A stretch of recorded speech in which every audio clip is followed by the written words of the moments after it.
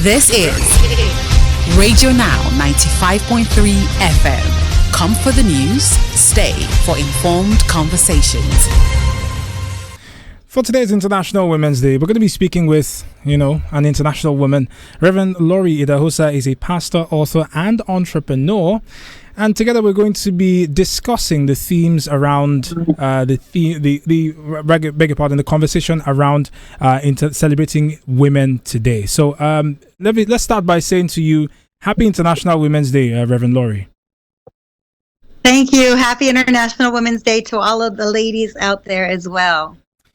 To begin with, allow me to ask, what's it like being a leader as a woman? Being in leadership for being anyone, male or female, has its unique challenges. And as a woman, I believe that we have a bit of a higher responsibility because there's a higher demand placed on us. There's the demands of the home front, the family, and all of our responsibilities as a mother and as a wife that kind of carry themselves into any position of leadership that we have. So, and we're expected to get straight A's on all fronts. And so it has an interesting dynamic of a weight of responsibility. And I would not trade it for anything in the world. So this brings us to the question of why women are marginalized, shunned, overlooked when it comes to conversations on leadership until, of course, March 8th, where all the men call in and say, oh my God, super women. Without the women, we would not have the men. I wish for this and that. What happens to every other day of the year? It's unfortunate that there's a shunning of women in leadership, because I truly believe that we bring something to the table that is truly revolutionary.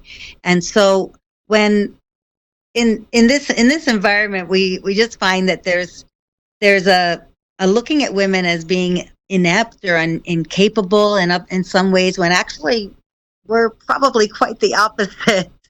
So it does definitely have its unique challenges. And it's really unfair because it's simply based on our gender, not based on anything that has any form of reality. So how do we go about changing this narrative around female leadership, especially in a country like Nigeria? I believe that as women, we have to always perform, and we have to do 10 times more than our peers. And so one of the ways that we change the narrative is by always bringing to the table our best, by doing exceedingly above everything that's expected of us.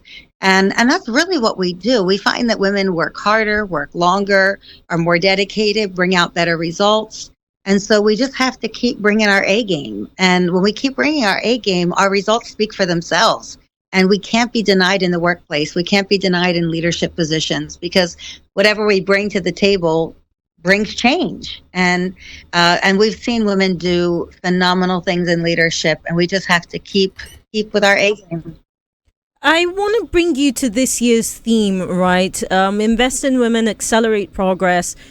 Clearly, we know what that theme means. If we're going to leap ahead as a world, as a nation, women are critical to it.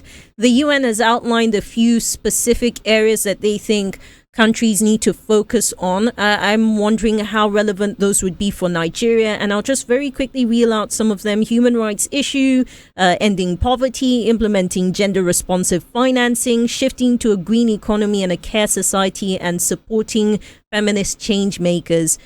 Speak to us on which of these would be, I guess the question would be culturally relevant to Nigeria, where we are today, and which of them we can actually start to work upon and get some sort of results sooner rather than later. I love the last one that you mentioned, the feminist change makers.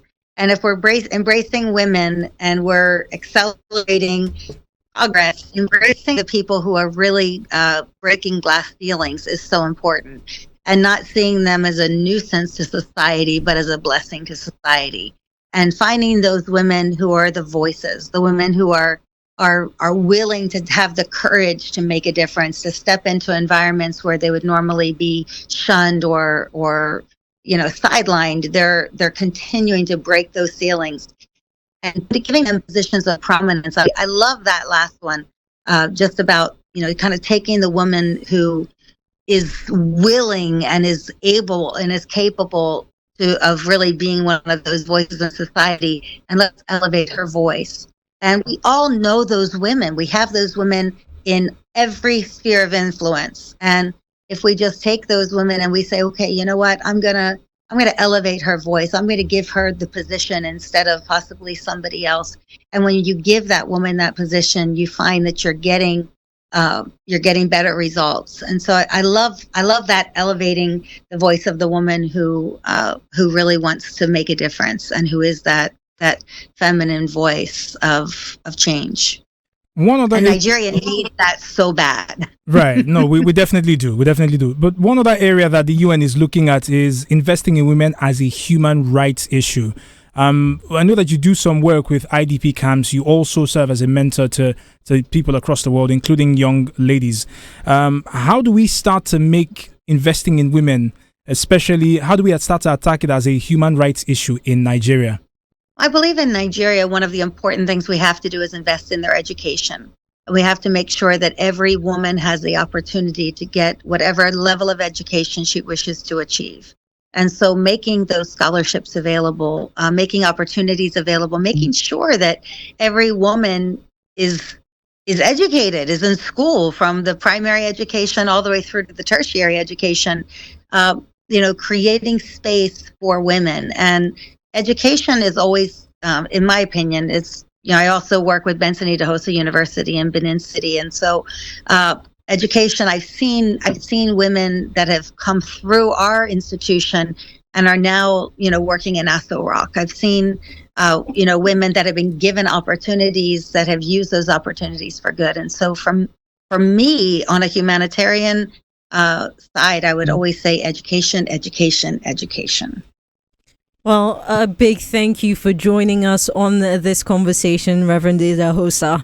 Our guest on News Extra this morning is Lori Idahosa, known more popularly as a reverend, a pastor, but in today's conversation, a woman more critically, author, entrepreneur, joining us to mark and commemorate International Women's Day on the 8th of March.